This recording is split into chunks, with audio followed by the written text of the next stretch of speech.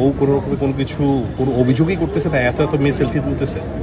না, কেন করবে? এটা তো আমি কোনো ক্রাশ অথবা কোনো মেয়ের সাথে ঘুরতে যাচ্ছি না।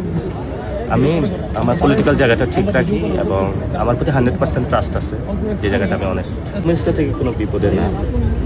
আসলে মেয়েরা, আমি যেটা দেখেছি গণঅভ্যুত্থানের সময় পরে 50% বাংলাদেশের উইমেন, এবং তারা রাজনীতি সম্পর্কে অনেক সচেতন হচ্ছে।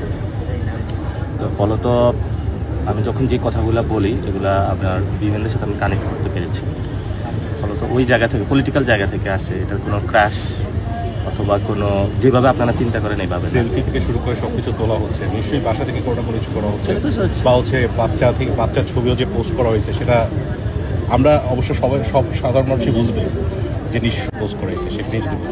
না, এটা আমি করছি বিকজ দ্যাট মানে আমি যে বাবা হিসেবে আমারও যে একটা সোশ্যাল লাইফ আছে, আমি যে সবার সাথে খেলাধুলা, আড্ডা, সব কিছু, আমি তো ওকে ভাষা শেখাচ্ছি এখন।